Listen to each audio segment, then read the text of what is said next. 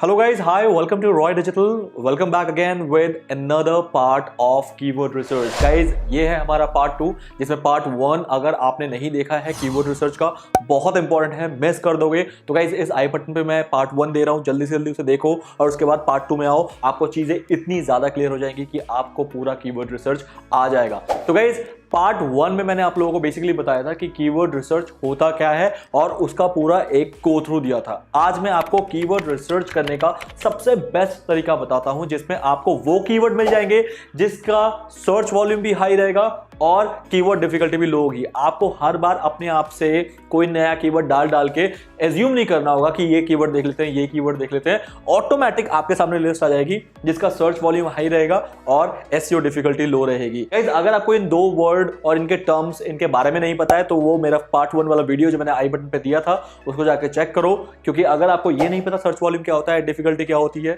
तो आज मैं इस सेशन में उसको एक्सप्लेन नहीं करने वाला हूं और ये दोनों बहुत इंपॉर्टेंट फैक्टर है कीवर्ड रिसर्च के लिए, तो मेक श्योर आप देख लेना। तो गाइस, अब मैं आपको वो तरीका बता रहा हूं जिसमें ये चीज आपको ऑटोमेटिक मिलने वाली है और फिर उसके बाद सिर्फ आपको काम करना है कंटेंट पे और बैकलिंक्स पे।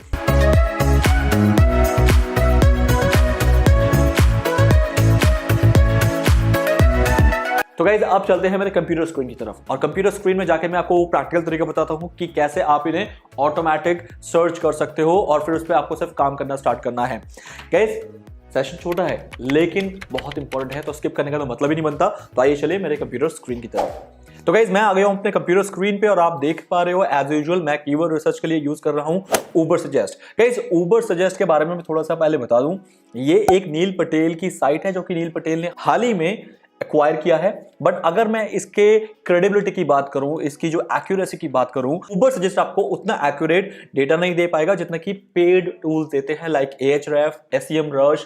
ये जो पेड टूल्स हैं क्योंकि ये बहुत ज्यादा ओवर प्राइस्ड है, लाइक $240 पर मंथ के चार्जेस होते हैं, तो उस अकॉर्डिंग में अगर बात करूं तो वो बहुत एक्यूरेट होते हैं क्योंकि उनका जो डेटा होता है वो बहुत लेटेस्ट होता है, मतलब कुछ घंटों पहले का डेटा होता है। उबर सजेस्ट में क्या होता है गाइस, ये पूरा मंथली डेटा उठाते हैं। मंथली का मतलब हुआ कि आज जो आप रिजल्ट देख रहे हो जरूरी नहीं है कि अभी का हो सकता है ये पिछले महीने का हो और अभी तक वो डेटा बहुत फ्लक्चुएट कर चुका है। बट जहां की $240 हर महीने देने की बात है उतना डेफिनेटली कोई भी इंडिविजुअल बंदा नहीं देगा। हाँ, अगर आप एक एजेंसी रन कर रहे हो या बड़े लेवल पे काम कर रहे हो तो फिर ठीक है, बट इनिशियली आपको नहीं देना बनता है $250 तक for this tools like Ahref and SEMrush। They are 95% accurate, but अभी हम उबर सजेस्ट पे काम करेंगे क्योंकि ये बिल्कुल फ्री टूल है। ओके, तो गाइस अब मैं आपको वो तरीका बताता हूं जिसमें ऑटोमेटिक ये चीजें आपकी सामने आ जाएंगी, जिसमें सर्च वॉल्यूम हाई होना चाहिए मेरे कीवर्ड का और एसईओ डिफिकल्टी लो होना चाहिए। और गाइस मान के चलो कि आज का मेरा जो कंटेंट है जिसमें मैं आज ब्लॉग लिखने वाला हूं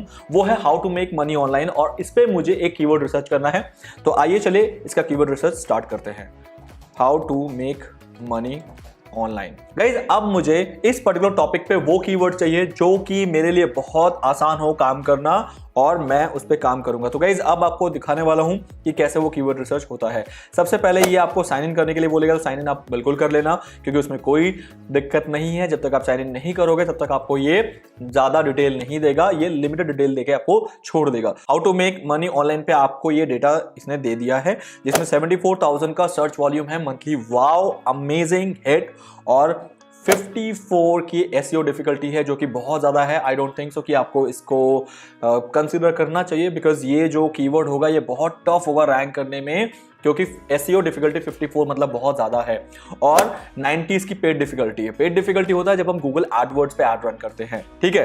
अब गाइज एक और चीज, मैं जो how to make money online लिखने वाला हूं ना, ये कंटेंट पे मैं सिर्फ इंडियन ट्रैफिक को टारगेट कर रहा हूं, तो मुझे यहां पर इंडिया कर लेना है। आपको जिस कंट्री के लिए करना है, आप जिस कंट्री को टारगेट कर रहे हो वो आपके ऊपर है। Nobody is going to tell you कि आपको किस में करना है, बट आप इंडिपेंडेंट हो, यू कैन डिसाइड।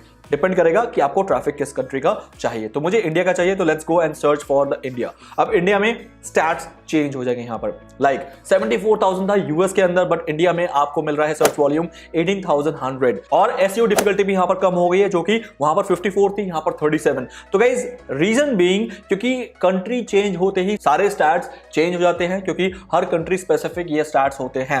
अब बात करता हूं गाइज, 18,000 भी is not a less figure अगर मैं सर्च वॉल्यूम की बात करूं। अगर मैं बात करूं कि पर डे का सर्च कितना होना चाहिए, तो गाइस पर डे आपको यहां पर 600 सर्चेस मिलेंगे इस पर्टिकुलर कीवर्ड पे। बट जहां की 37 इज एन एसईओ डिफिकल्टी जो कि अभी भी हाई है। मैं डेफिनेटली इस पे नहीं जाना चाहूंगा। 37 बीइंग अ न्यू साइट, अगर मैं एक नई साइट हूं और मुझे रैंक करना है तो 37 is a very big amount. तो मुझे वो कीवर्ड चाहिए जिसमें 25 तक का मैक्सिमम एसईओ डिफिकल्टी हो। इससे ज्यादा हो तो मैं तो नहीं कर पाऊंगा रैंक। व्हाई? बिकॉज मेरा साइट अभी नया है, कोई भी डोमेन अथॉरिटी नहीं है। इस चक्कर में मुझे वो कीवर्ड चाहिए जिसका 25 से कम हो, हाँ सर्च वॉल्यूम थोड़ा ज्यादा हो, इतना मुझे करना है। सो गाइज आइए मैं वो तरीका बता देता हूं। तो गाइज अब आपको क्या करना है, जल्दी से यहां पर नीचे आना है और यहां पर आपको करना है व्यू ऑल कीवर्ड्स। जैसे आप व्यू ऑल कीवर्ड्स पे क्लिक करोगे, नाउ अब आपको ये सारे कीवर्ड दे देगा। How to make money online जिसपे 18,000 सर्चेस हैं और इसमें जो एसईओ डिफिकल्टी है वो 37 है और 37 यहां पर हाई है क्योंकि ये हाईलाइटेड बाय अदर कलर से दिखा रहा है। तो गाइज यहां पर आप देख रहे हो कि जो ग्रीन होंगे तो समझ लेना कहीं ना कहीं वो ज्यादा इजी है रैंक करने के लिए और जो येलो दिख रहे हैं वो थोड़े से टफ हो गए रैंक करने के लिए। अब मैं आपको इसका रियल तरीका बताता हूं। तो गाइज अब आप यहां पर 1 by 1 नहीं देखोगे, which is not a good idea. उसमें आपको टाइम लग जाएगा और शायद आपसे गलती भी हो जाए। अब आपको क्या करना है गाइज, यहां पर करना है इस फिल्टर को ऑन। जैसे आप इस फिल्टर को ऑन करोगे, अब आपको यहां पर जहां की आपने देखा है गाइज कि इस पर्टिकुलर कीवर्ड में 18,000 तक के सर्च मंथली होते हैं, तो मैं एक आइडिया लगा लेता हूं। अगर मुझे 300 सर्च वॉल्यूम का भी कोई ऐसा कीवर्ड मिल जाए जिसकी एसईओ डिफिकल्टी लो है तो आई एम हैप्पी। क्यों? क्योंकि 300 search is also enough for one keyword। तो मैं मिनिमम सर्च वॉल्यूम लूंगा 100, मैक्सिमम कुछ नहीं लेना है, मैक्सिमम आप छोड़ देना। और बाकी पेड डिफिकल्टी से हमें कोई मतलब नहीं है। अब हमें मतलब है गाइस एसईओ डिफिकल्टी। गाइस हम एसईओ डिफिकल्टी लेंगे 25 बीइंग अ न्यू साइट, क्योंकि 25 से ज्यादा अगर होगी तो मैं रैंक नहीं कर पाऊंगा। रीजन बीइंग क्योंकि 25 से ज्यादा अगर कीवर्ड की डिफिकल्टी है तो प्रॉब्लम यह है कि मेरी साइट का खुद की अथॉरिटी कम से कम 40 से अबव होनी चाहिए, तो जाके मैं जो डिफिकल्ट कीवर्ड है उन पे रैंक कर सकता हूं। बट मेरे खुद के साइट की जो अथॉरिटी है वो खुद अभी 10 है या 15 है, तो मैं 25 से ज्यादा के डिफिकल्टी वाले कीवर्ड को रैंक नहीं करा पाऊंगा।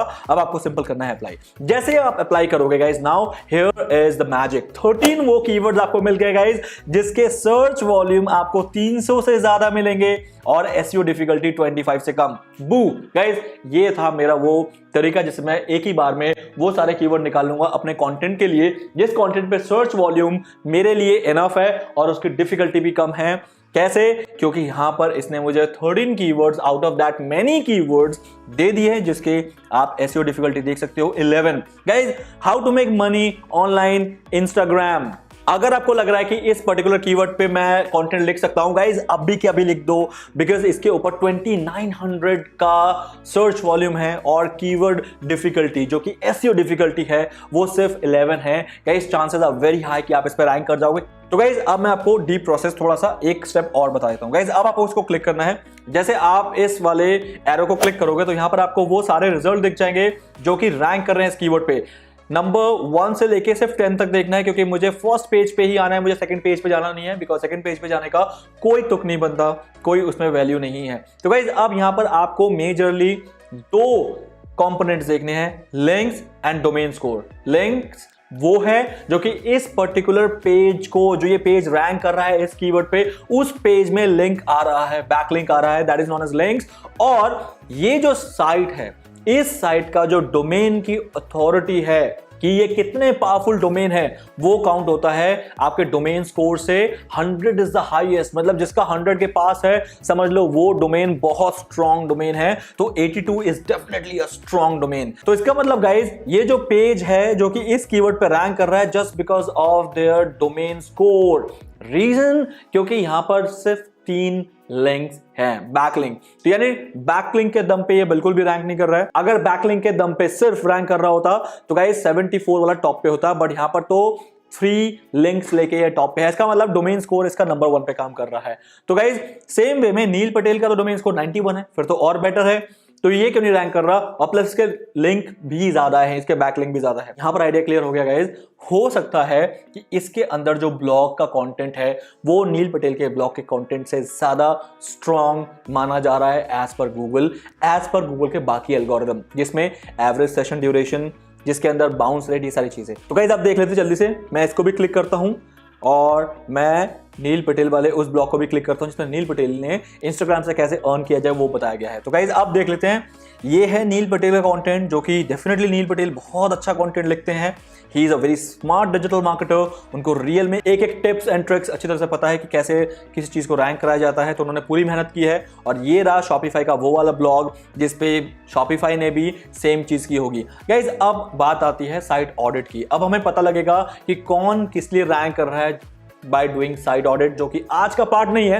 गाइज सब्सक्राइब कर लो, बेल आइकन को क्लिक कर लो। मैं साइट ऑडिट के ऊपर भी डेफिनेटली एक वीडियो बनाऊंगा जिसमें आप किसी भी साइट को ऑडिट कर सकते हो, पर्टिकुलर पेज को ऑडिट कर सकते हो कि वो क्यों रैंक कर रहे हैं। वो बहुत इंपॉर्टेंट होने वाला है अगर आप एसईओ में फोकस करते हो या फिर आप एसईओ अपने साइट का करते हो, अपने क्लाइंट का करते हो, बहुत इंपॉर्टेंट होने वाला है। मेक श्योर आप इस चैनल को सब्सक्राइब कर लोगे। तो गाइज इस तरीके से आप कीवर्ड रिसर्च कर सकते हो।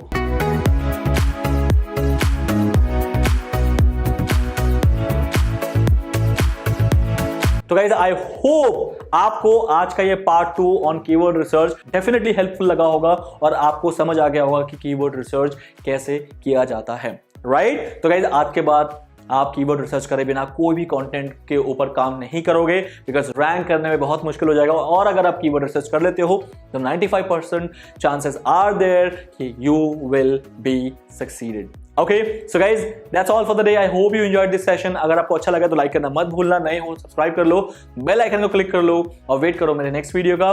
Till then guys, have a nice day, bye bye.